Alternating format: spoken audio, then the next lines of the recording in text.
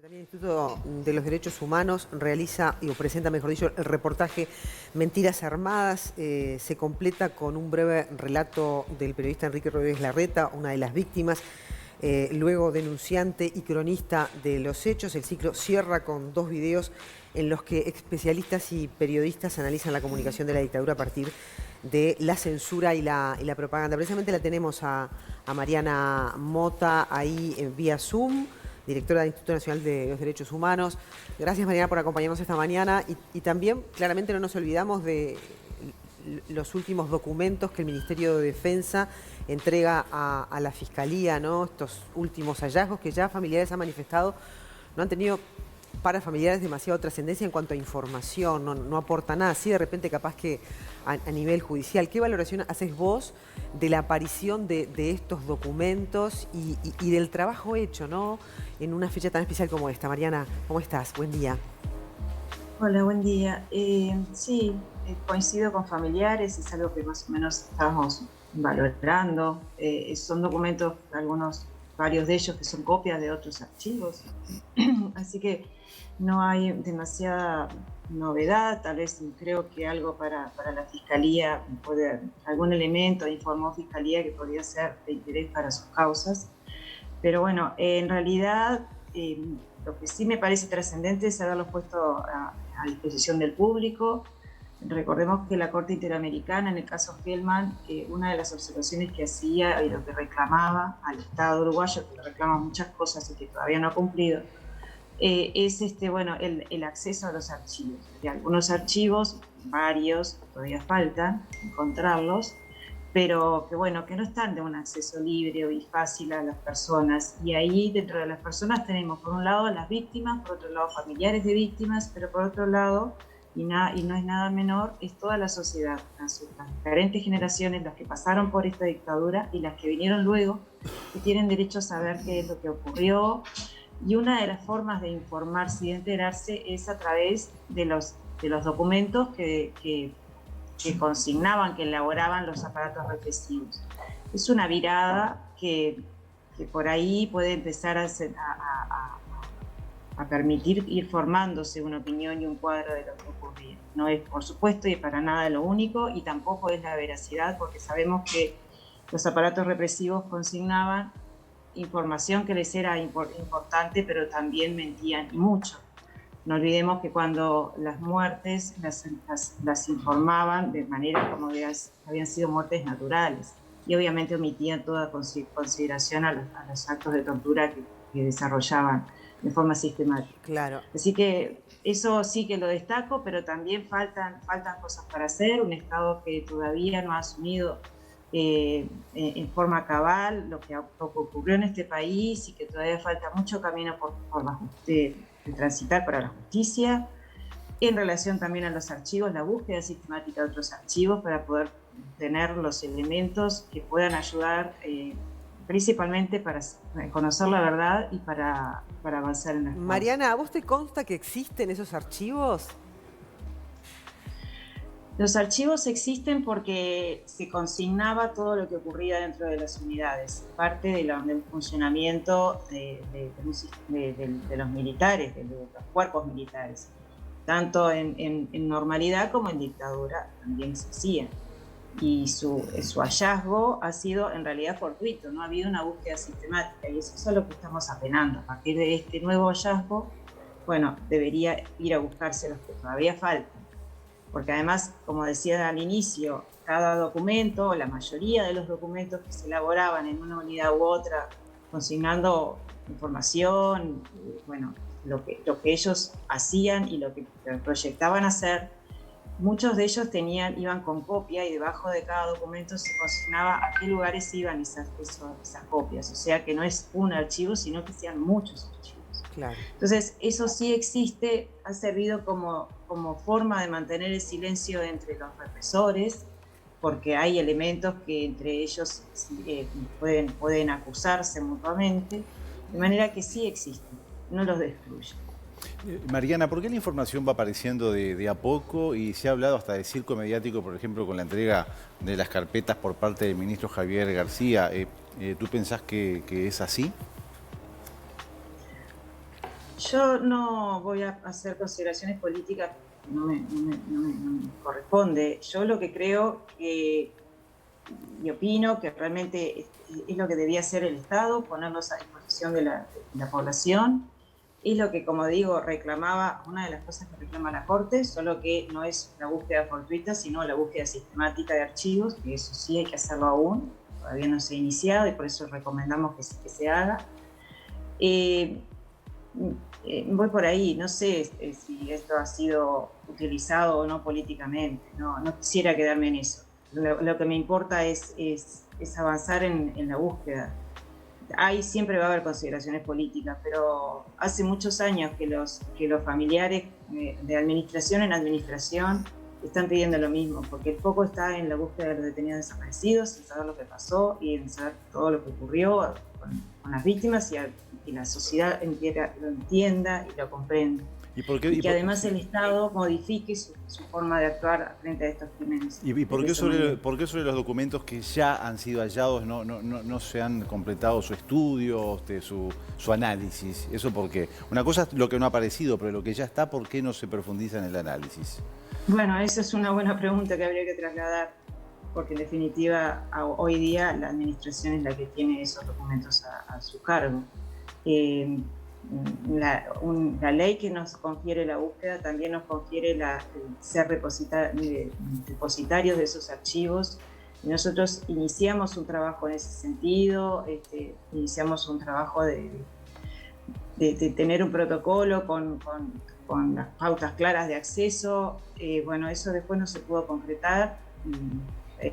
Ahí hay una necesidad de vincularse con la Secretaría de Derechos Humanos para el pasado reciente y ya hemos tenido algunas dificultades y está demorada es el cumplimiento de esa competencia. Ahí va, utilizás la palabra dificultad. Yo te quería preguntar qué valoración haces del compromiso de los diferentes gobiernos desde la vuelta a la democracia hasta hoy día por el tema de desaparecidos, ¿no? Porque claramente durante todo este trayecto se ha hablado de muchos inconvenientes y también de muchas presiones políticas y no políticas, ¿no? Desde el instituto, vos como directora, ¿qué saldo te deja? Bueno, evidentemente no han sido iguales las administraciones, ¿no? No podemos olvidar que al poco tiempo del inicio de la democracia se instaló la ley de caducidad que impidió todo tipo de investigación y promovió una historia de relato de lo que ocurrió, de la teoría de esa historia de los dos bandos, de una guerra, que eso permeó mucho, primero en el conocimiento de los hechos, pero también impidió cualquier tipo de progreso de investigación. Las investigaciones son elementos fundamentales para poder avanzar, no solamente en la búsqueda y de los detenidos desaparecidos, como en definir los responsables y atribuir una sanción, sino en el conocimiento de la verdad, que es realmente importante. O sea que durante muchos años y varias administraciones se ampararon a la ley de caducidad para no avanzar en este país. Luego sí hubo otras administraciones que cambiaron esa óptica y donde se avanzó también por la condena de Hellman, en el caso Hellman, que obligó al Estado a modificar esa normativa jurídica. Y bueno, pero aún así no se ha avanzado en la forma que debería avanzarse. Todavía tenemos dificultades importantes para entender que estos son delitos de lesa humanidad y atender las características de estos delitos. Todavía la justicia no avanza en la medida que correspondería. Estamos hablando de delitos que pasaron hace varias décadas y todavía no tienen respuesta. Eso es un debe que el Estado uruguayo tiene que asumir y tiene que modificar. Mota, ¿está claro quién tiene información sobre los detenidos desaparecidos? ¿Quiénes son? Lo que sí tenemos claro, porque además lo han demostrado en varias ocasiones, que los represores saben lo que hicieron con los detenidos desaparecidos. Eso lo han en algunas declaraciones que han realizado represores, algunos de los cuales están condenados, informan con algunos datos que saben dónde están, que saben lo que han hecho con ellos. Y no lo dicen, y no esperamos que lo digan. Lamentablemente, podrían decirlo, podrían cesar esta incertidumbre de los familiares y además podrían hacer que el Estado pudiera avanzar. y no tuviera que disponer de dinero y de recursos para resolver una situación que ellos sí conocen. ¿Pero quiénes son? Pero también apelamos a otra gente que pudo haber visto otras circunstancias periféricas, que pudo haber visto cambios o modificaciones, que pueda tener datos y que los aporte y que no se sienta, que por lo menos no tenga esa cabeza, sino que sienta solidaridad con las personas que están buscando a sus familiares. Sí. Bueno, Mariana, ¿crees que Manini Ríos está en un debe con algún tipo de declaración? Bueno, yo no sé qué es lo que sabe Manini Ríos. Yo creo que en ese transitó su carrera militar durante la época de la dictadura. Pienso que puede conocer, no solamente por ese hecho histórico de haber vivido en el estamento militar durante el tiempo que ocurrieron estos hechos, sino por sus cargos, que llegaba a cargos de jerarca. Es probable que sí que sepa, o por lo menos que tenga algunas llaves para acceder a quienes pueden saber. todavía, y ya para terminar, ¿percibís que hay temor a denunciar por parte de personas que tienen información y no la dan por miedo? ¿Todavía está instalada esa sensación en el Uruguay después de tantos años? Sí, hay miedo porque en realidad los militares nunca dejan de ser militares. Se retiran, pero las jerarquías siguen siendo jerarquías, los que son subalternos siguen siendo subalternos. Eso ocurre y eso se ve con más fuerza incluso en el interior. Entonces esa presión que ha sido constante durante los años, luego se mantiene aún cuando están retirados.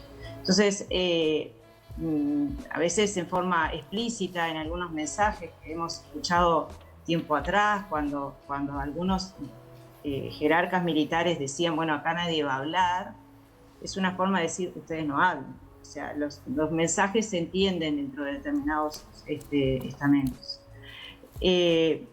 Pero bueno, o también amenazarlos con que van a perder la jubilación, o de hecho en otros años, mucho más atrás, efectivamente les hacían perder el trabajo.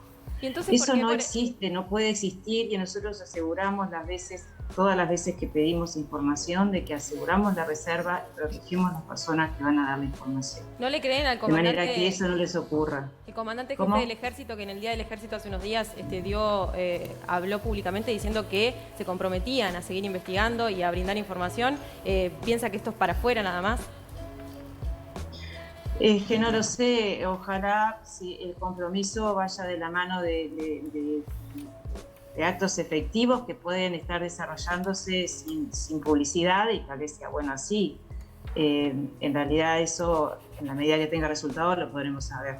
¿Y el Ministerio de Defensa puede tener una incidencia en este sentido del que hablábamos recién, en ayudar a descomprimir y a generar confianza en los militares que están en actividad y en los otros, ¿no? Para que efectivamente crean en la democracia y que se les va a garantizar, digamos, el anonimato de sus denuncias? Es decir, ¿hay algo por hacer de parte del Estado, en este caso el Ministerio de Defensa, y del ministro, que está visiblemente comprometido? Por lo menos él dice que es así. Nosotros creemos que sí. Nosotros creemos que, además de que la institución, como un organismo autónomo que tiene a su cargo ahora la búsqueda de detenidos desaparecidos, que nos parece que es una buena cosa, que esté en manos de alguien, de un organismo que no tenga vínculo con la administración, con la cuestión política.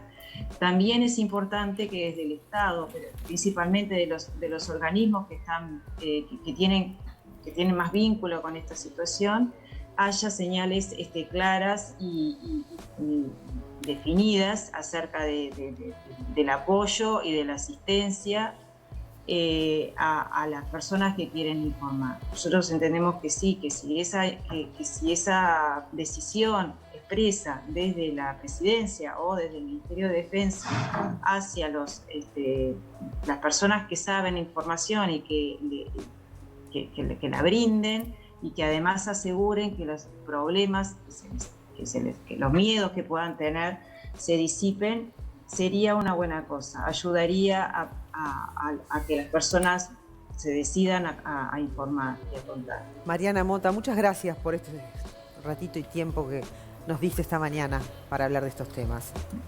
Gracias a ustedes. Bueno, Chau, chau. reiterar que hoy 19:30, entonces el colectivo invita a todos y a todas a la plataforma Madres y Familiares, ahí en YouTube, Instagram, Facebook.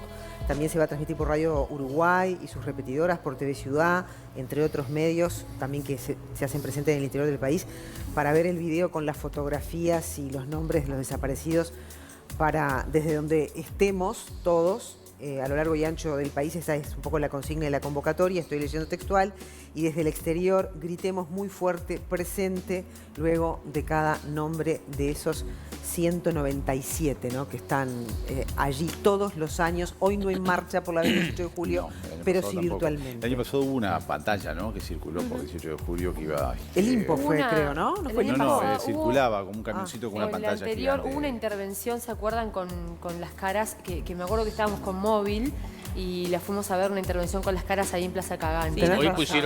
pusieron la margarita, ¿no? Que es el símbolo pinchadito ahí en el piso. Se vio mucho allí por el buceo, que está lindo. Está bien, yo creo Y que también muchos colectivos barriales, cooperativas y demás, han decidido pintar la margarita también en las calles y poner pasacalles. Hay intervenciones barriales como para también hacer ruido más allá de la ausencia de la marcha física. sí, hay quienes dicen, che, porque es verdad que hay un sector de la población uruguaya que le pesa un poco este día, porque es la verdad. Hay gente que... Pero yo creo que todos debemos acompañar, se trata de la vida humana, Sí, ¿no? o sea. Se trata de familias que quieren saber dónde están sus seres queridos, ¿no? Y hay que ponerse en el lugar Acá de no es ellos. ¿Sabes entrar, qué? no es Es entrar muy- en juzgamiento de lo que pasó, porque ya eso que ya creo que está todo claro y hubieron muertes de los lados, De los dos lados, y ya, o sea, ya está. Ya, eso fue. El tema es que hay gente que no, bueno, no se sabe dónde están sus restos, entonces es lógico. Tenemos que un se país reclame. que durante todos los gobiernos, desde el retorno a la democracia hasta ahora, sale al exterior a hablar de la fortaleza de la democracia uruguaya, de la fortaleza de la justicia uruguaya, pero somos un país que todavía tiene personas desaparecidas y que no hemos hecho tampoco tanto, ni hemos Sí. logrado encontrar dónde están. Entonces, 197 esa personas esa para un país, democracia- perdona, para un país de 3 millones de habitantes es mucha gente. Sí, pero sean ese- 5 o pero- sean 88 pero se repite. o 1500. Después de las dictaduras se repite. En España sucede lo Sí, mismo. sí, o sea, obvio. que sigue Pero eso no también tiene la que ser boca. un consuelo No, tampoco. no, digo No. que tampoco España, y digo, podemos seguir diciendo que Con somos otros una números, democracia y otros- plena. a y otros pesar de- números, ¿no? Obvio que somos una democracia plena, pero a mí como uruguaya, y me encantaría dejarles a Claro. mis hijos un país donde realmente seamos una democracia con la tranquilidad de decir que hicimos algo para poder darle Sí, una respuesta a esos y para familiares. cerrar definitivamente el tema, ¿no? Sí. Digo, sería interesantísimo que aparecieran los 197, o sea, si supieran dónde están 197 personas y dijéramos, está, cerramos el libro y ahí, Y chau, sobre todo cuando ¿no? hay gente que sabe, ¿no? Que tiene información Claro, y ya justamente está. lo que Y piden las después ya familias está. es verdad y justicia. Bueno, Solo eso. hay quienes están esperando que se mueran los que se tienen que morir para hablar, ¿no? Eso. También Eso, es la claro. lógica cronológica y de los tiempos biológicos de la gente que presiona, como decía Mariana Mota, para que no se diga la verdad.